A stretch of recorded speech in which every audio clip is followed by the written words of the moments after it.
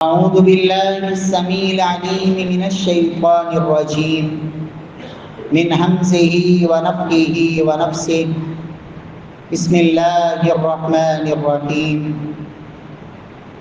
والسابقون الأولون من المهاجرين والأنصار والذين اتبعوهم بإحسان رضي الله عنهم ورضوا عنه وأعد لهم جنات تجري تحتها الأنهار خالدين فيها أبدا ذلك الفوز العظيم.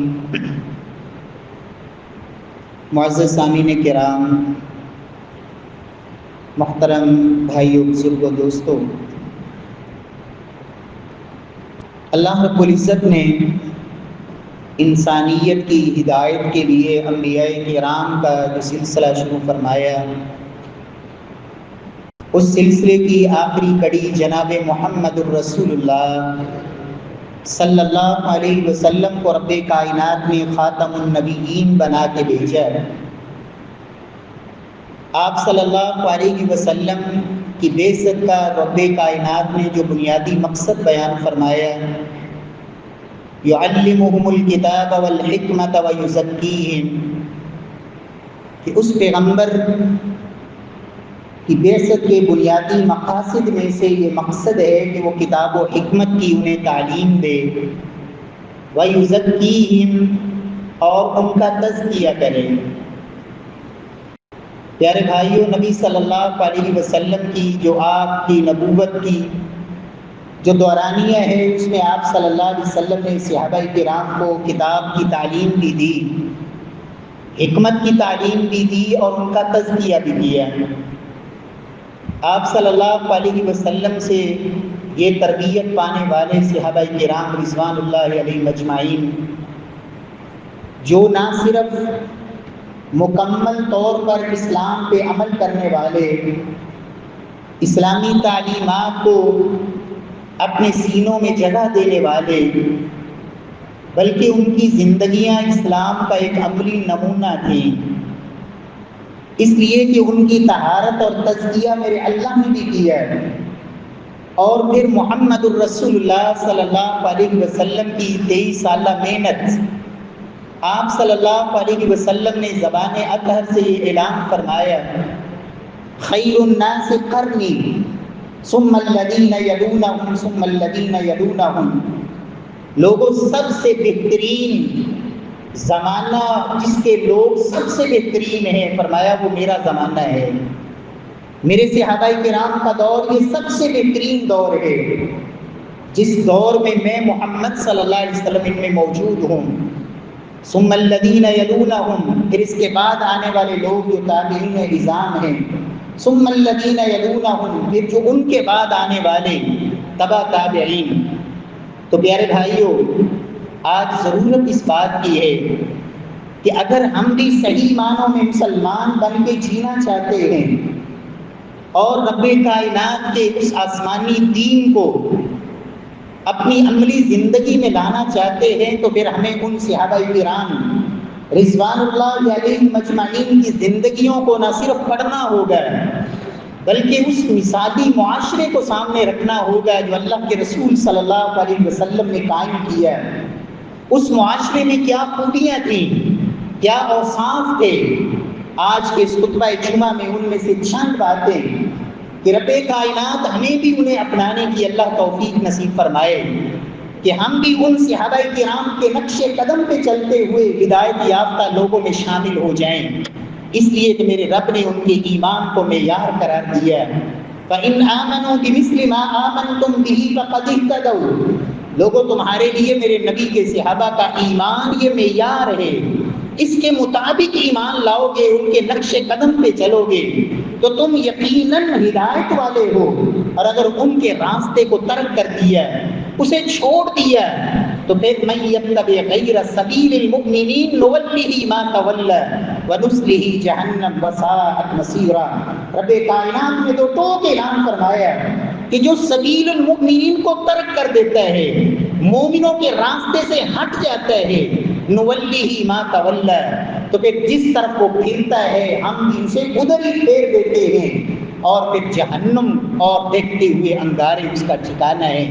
پیارے بھائیوں، صحابہ کرام رضوان اللہ علیہم اجمعین، ان کی زندگیوں میں جہاں انہیں اللہ کے نبی صلی اللہ علیہ وسلم کی ذات اطہر، اپنی جان، اپنے مال، اپنی اولاد اور کائنات کی ہر چیز سے زیادہ محبوب تھی، وہاں محمد مصطفیٰ صلی اللہ علیہ وسلم کے فرامین، ان پر بھی وہ پیرا دینے والے، ان پر عمل پیرا ہونے والے اور ان پر اپنی زندگیاں گزار دینے والے، آج میرا اور آپ کا اور ہم جس معاشرے میں جی رہے ہیں، جب بھی اللہ کے نبی کی کوئی بات آتی ہے، سنت مطہرہ سامنے آتی ہے، قرآن مجید کا کوئی فیصلہ آتا ہے، تو ہم 100 طرح کے ہیلے بہانے اور طرح طرح کے سوالات اٹھاتے ہیں، حالات سے مجبور ہو کر، لوگوں کے رکھ رکھاؤ کی وجہ سے، معاشرہ کیا کہے گا، ماحول کیا کہے گا۔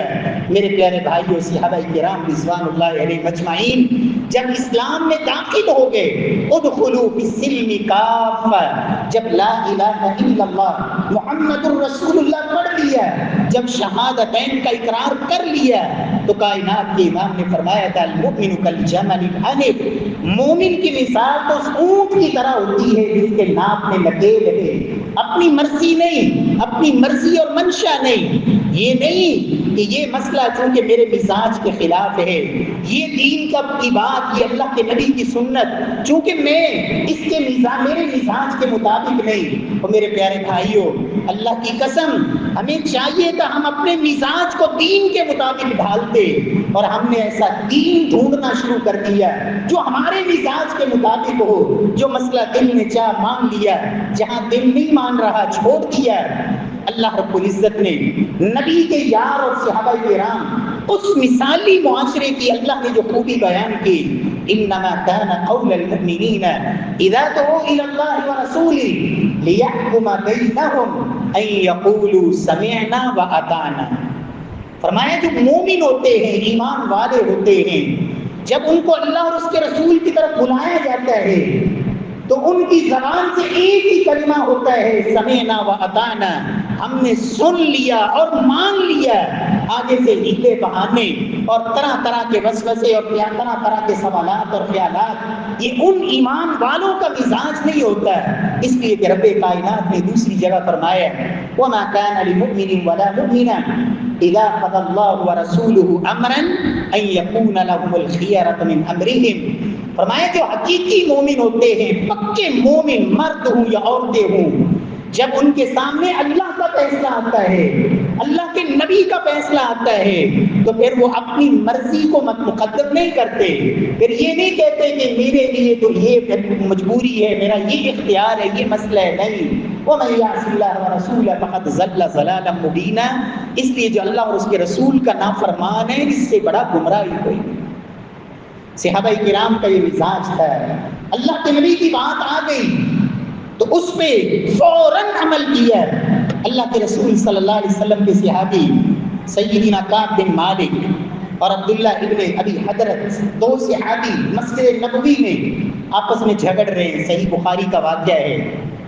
سیدنا کعب نے ابن ابی حضرت سے کچھ قرض لینا تھا، وہ ادائیگی نہیں کر پا رہے تھے، ان سے مطالبہ کیا، اس دوران ان کی آوازیں بلند ہو گئی۔ اللہ کے رسول صلی اللہ علیہ وسلم اپنے حجرہ مبارک میں موجود تھے، آپ صلی اللہ علیہ وسلم نے پردہ ہٹایا، ان کی گفتگو آپ سن رہے تھے، آپ صلی اللہ علیہ وسلم نے آواز دی یا کعب، اے کعب، جو قرض لینے والے تھے، آواز دی ان کو نام لے کر، قال لبیک یا رسول اللہ، اے اللہ کے رسول صلی اللہ علیہ وسلم میں حاضر ہوں۔ آپ صلی اللہ علیہ وسلم نے زبان سے نہیں کہا، روایت کے لفظ ہیں فَأَشَارَ بِيَدِهِ فَأَشَارَ بِيَدِهِ أَنْزَعِ الشَّطْرَ مِنْ دَيْنِكَ، آپ نے ہاتھ کا اشارہ کر کے انہیں فرمایا کہ کعب تم آدھا قرض اپنا اسے چھوڑ دو، آدھا قرض اسے چھوڑ دو، جتنا بھی لینا ہے آدھا معاف کر دو۔ سیدنا کعب نے آگے سے یہ نہیں کہا یا رسول اللہ میری تو مجبوری ہے، حالات ایسے ہیں، مجھے بھی ضرورت ہے، یہ تو دے سکتا ہے، فلاں ہے فلاں ہے۔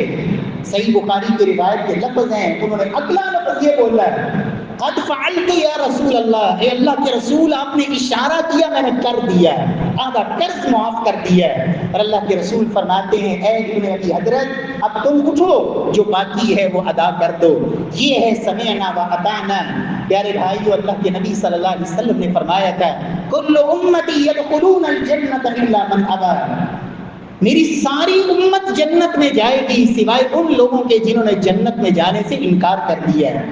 صحابہ کرام نے پوچھا من ابا یا رسول اللہ، یہ جنت میں جانے سے انکاری کون ہو سکتا ہے؟ فرمایا من اطاعنی دخل الجنہ، جس نے میری بات کو ماننا، عمل کیا، سینے سے لگایا۔ فرمایا جس نے میری اطاعت کو زندگی میں مقدم رکھا، فرمایا وہ تو جنت میں جائے گا، اور اس نے میری نافرمانی کی، اس نے جنت میں جانے سے ہی انکار کر دیا۔ پیارے بھائیو، اللہ رب العزت ہمارا بھی یہ مزاج بنا دے۔ صحابہ کرام رضوان اللہ علیہم اجمعین، اللہ کے نبی کی بات آئی، عقل میں آتی ہے یا نہیں، دل و دماغ قبول کرنے کے لیے، عقلی طور پر تسلیم کرنے کے لیے، ظاہری طور پر وہ عقل کے منافی بھی ہے، لیکن صحابہ کرام نے کہا اللہ کے نبی کی بات ہے تو ہم ماننے کے لیے تیار ہیں۔ آپ صلح حدیبیہ کی شرائط کو دیکھیں، ساری شرکیں مسلمانوں کے خلاف، لیکن صحابہ کرام جب اللہ کے نبی کے سامنے آئے تو آپ نے کہا انا محمد الرسول اللہ، میں اللہ کا رسول ہوں۔ جب اللہ کا رسول مان لیا پھر جو مرضی شرائط محمد صلی اللہ علیہ وسلم طے کر دے وہ ماننی پڑے گی۔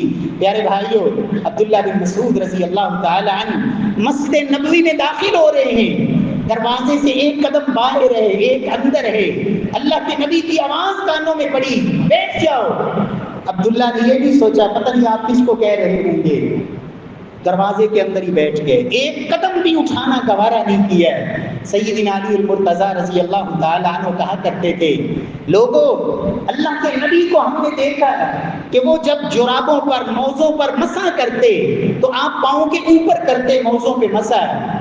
لو کان الدین بالرأی، اگر دین عقل کے مطابق ہوتا، رائے کے مطابق ہوتا تو مسح پاؤں کے نیچے ہوتا، لیکن ہم نے جیسے اللہ کے نبی کو کرتے دیکھا ہے ہم ویسے ہی کریں گے۔ سیدنا عمر فاروق رضی اللہ تعالی عنہ حجر اسود پہ آئے، طواف کے دوران کیا کہا؟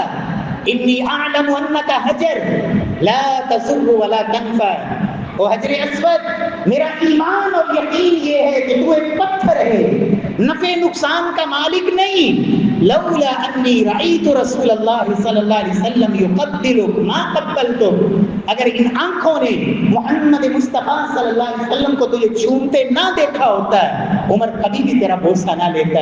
یہ ہے اطاعت، یہ ہے فرما برداری۔ میرے پیارے بھائیو، اللہ رب العزت ہمارا بھی یہ مزاج بنا دے۔ اللہ کے نبی کی بات آ گئی، اللہ کے رسول کی سنت ہے، محبوب کبریا کا طریقہ ہے۔ آج بہت سارے لوگوں نے الجھا دیا لوگوں کو، فرائض، واجبات، سنن، مستحبات، یہ شرط ہے، یہ واجب ہے، یہ فرض ہے۔ اور میرے پیارے بھائیوں، فقہی طور پر یہ اصطلاحیں اپنی جگہ پر، لیکن صحابہ کرام ان بحثوں میں نہیں پڑتے تھے۔ اللہ کے نبی کی بات ہے تو بس عمل کرنا ہے۔ اللہ رب العزت ہم سب کو توفیق سے نوازے۔ سیدنا ابو رافع رضی اللہ تعالی عنہ، صحیح بخاری میں قصہ موجود ہے، ابو رافع رضی اللہ تعالی عنہ انہوں نے اپنا گھر بیچنا چاہا، مکان بیچنے کا ارادہ کیا۔ ایک شخص نے آ کے قیمت لگائی 500 درہم۔ سیدنا ابو رافع رضی اللہ تعالی عنہ کے مکان کی قیمت لگ گئی۔ ان کے ہمسائے تھے سیدنا سعد بن ابی وقاص رضی اللہ تعالی عنہ۔ سعد بن ابی وقاص رضی اللہ تعالی عنہ کو پتہ چلا، چونکہ ہمسائے تھے، ابو رافع کے پاس گئے، کہا ابو رافع مجھے پتہ چلا ہے تم اپنا مکان بیچنا چاہتے ہو، میں تمہارا ہمسایہ ہوں، لہٰذا مجھے بھی ضرورت ہے آپ یہ مکان مجھے دیں، لیکن یاد رکھو میں اس کی قیمت آپ کو دوں گا لا ازیدہ علی 400 درہم اما منجمہ و اما مقطع، میں آپ کو اس کی قیمت بھی دوں گا صرف 400 درہم، اور وہ بھی یکمشت نقد نہیں دوں گا بلکہ قسطوں میں دوں گا۔ تو سیدنا ابو رافع کیا کہتے ہیں؟ اللہ کی قسم مجھے اس مکان کی قیمت 500 درہم مل رہی ہے، لیکن میں 500 نہیں لوں گا، تمہیں 400 میں دوں گا۔ کیوں؟ لولا انی سمعت رسول اللہ صلی اللہ علیہ وسلم یقول الجار احق بسقبی، ما بعتکہ، اگر میں نے اللہ کے نبی کی یہ حدیث نہ سنی ہوتی کہ جو ہمسایہ ہے اس کا حق سب سے پہلے ہے، وہ مقدم ہے، ہمسایہ اگر اس کی ضرورت ہے اس کا حق سب سے مقدم ہے، اگر میں نے یہ حدیث نہ سنی ہوتی تو میں کبھی بھی تمہیں قسطوں میں 400 درہم میں نہ دیتا، جبکہ مجھے اس کی نقد قیمت 500 درہم مل رہی ہے، لیکن میں یہ کیوں کر رہا ہوں؟ اس لیے کہ اللہ کے نبی کی حدیث ہے۔ یہ ایمان تھا۔ سیدنا ابو ہریرہ رضی اللہ تعالی عنہ جب مدینے کے گورنر بنے، لوگوں کو حدیث سنائی کہ اللہ کے رسول صلی اللہ علیہ وسلم نے فرمایا ہے لا ما يزال جبریل یوصینی بالجار حتی ظننت انہ سیورث، کہ مجھے جبریل جب بھی آئے مسلسل ہمسائے کے بارے میں نصیحت کرتے رہے، یہاں تک کہ میں تو یہ سمجھنے لگ گیا کہ شاید ہمسائے کو وراثت میں حقدار بنا دیا جائے۔ تو سیدنا ابو ہریرہ نے کہا اللہ کے نبی کی اس حدیث کا تقاضا یہ ہے کہ اگر تمہارا مکان بن چکا ہے، دیوار بنی ہوئی ہے اور ہمسایہ تمہاری دیوار پر اپنا چھتیر رکھنا چاہتا ہے، گارڈر رکھنا چاہتا ہے اور اپنی چھت ڈالنا چاہتا ہے، تمہیں کوئی حق نہیں کہ اپنے اس ہمسائے کو منع کرو۔ سیدنا ابو ہریرہ نے جب یہ حدیث سنائی تو لوگوں کے چہروں پہ کچھ ناگواری سی دیکھی، کہا اللہ کی قسم، اللہ کے نبی کی حدیث کے بعد اگر تمہارے چہروں پہ ناگواری آئے گی تو ابو ہریرہ اس حدیث پر عمل کرنے کے لیے تمہارے کندھوں پر بھی اگر اسے چھتیر رکھوانے پڑے وہ رکھوائے گا، اس لیے کہ اللہ کے نبی نے کہہ دیا۔ تو اللہ کے نبی کی حدیث کے بعد اور کسی کو کیا اختیار رہتا ہے؟ اللہ رب العزت ہمیں بھی ایسا مزاج نصیب فرما دے، اللہ ہماری ایسی طبیعت بنا دے، ایسا ماحول بنا دے، ایسا مثالی معاشرہ جس میں اللہ کے نبی کا فرمان، رب کا قرآن سب سے اونچا اور سب سے بلند ہو۔ پیارے بھائیوں، ان صحابہ کرام کا اس معاشرے کی دوسری جو بنیادی اور مثالی خوبی تھی کہ انہوں نے جب اللہ کے دین کو بطور حق قبول کر لیا تو پھر اس میں استقامت اختیار کی، پھر ڈٹ گئے، پھر نہ تو لوگوں کا ان کو خوف، ڈر، نہ ماحول، نہ معاشرہ، نہ کسی کا ظلم و ستم ان کے قدموں کو پھر ہلا نہیں سکا۔ جب اللہ کے دین کو حق مان لیا پھر نہ صرف کوڑے کھائے، نہ صرف تیروں کا سامنا کیا، تلواروں سے اپنے جسموں کو چھلنی کروایا، بلکہ جانوں کے نذرانے تک پیش کر دیے، لیکن دین اسلام سے پھر پھرے نہیں، ہٹے نہیں۔ یہ نہیں کہ کسی کا خوف، کسی کا روب، کوئی لالچ، کوئی طمع دین سے پھیر دے، دین سے ہٹا دے۔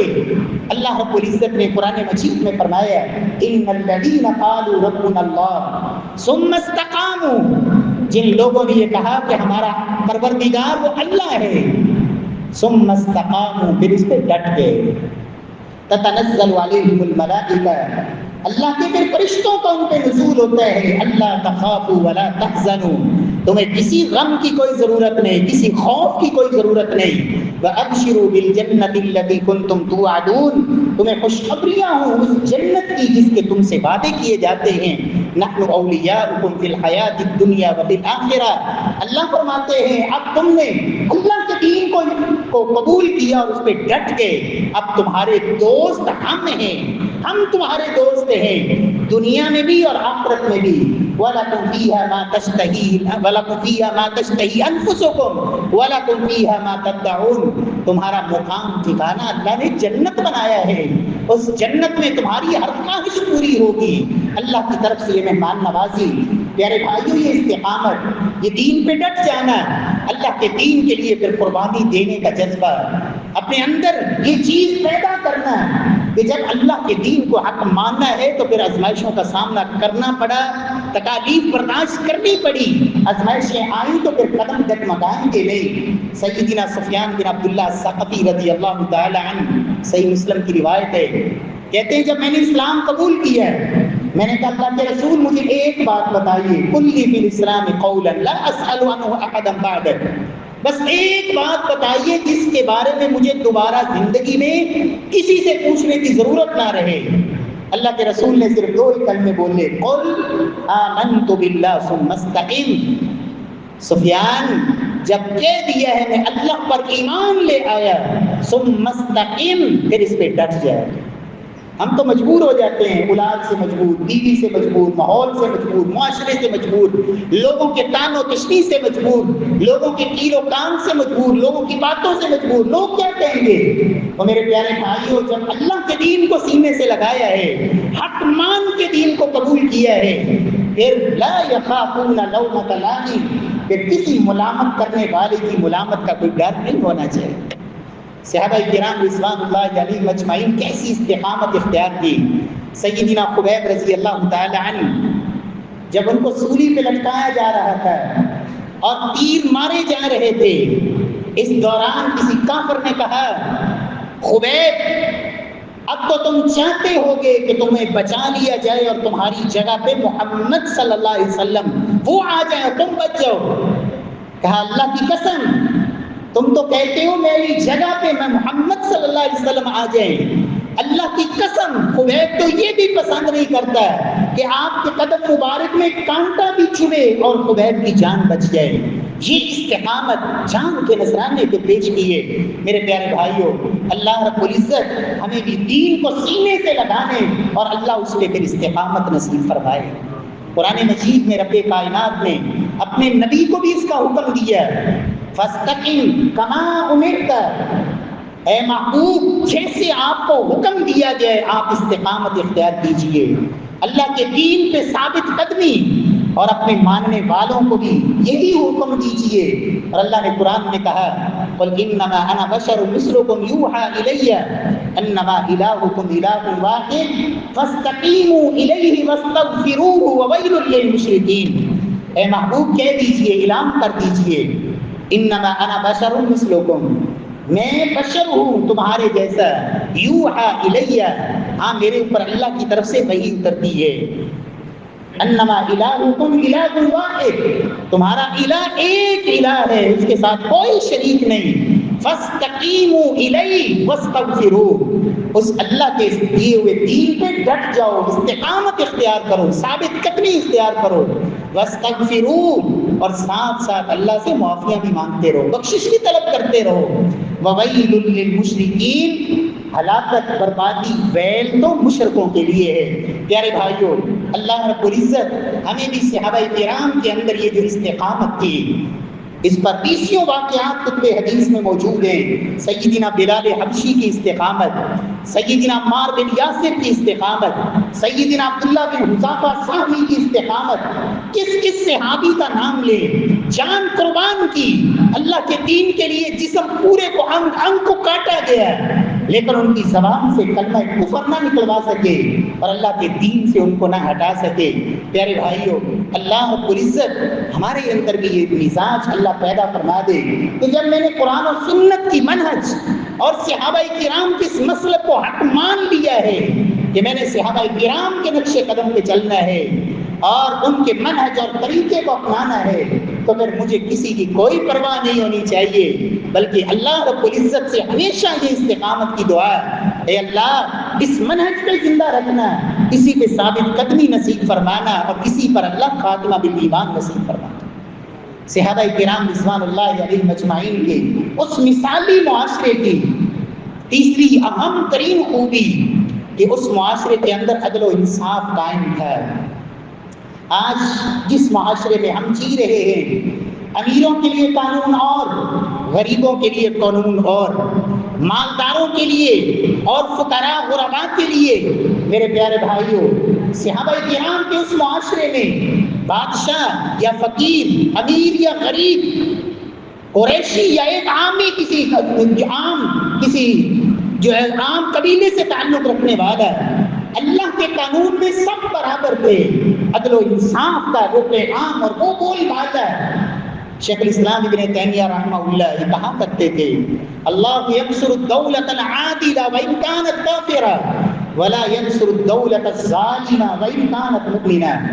لوگوں، عدل و انصاف اللہ کو اتنا پسند ہے، اگر کافروں کی کوئی حکومت ہو لیکن وہ عدل کرنے والی اور انصاف کرنے والی، اللہ ایسی حکومت کی بھی مدد کرتے ہیں، اور اگر ظلم کرنے والی مسلمانوں کی حکومت بھی ہو، مومنوں کی حکومت ہو، لیکن اس میں ظلم کا قانون ہو.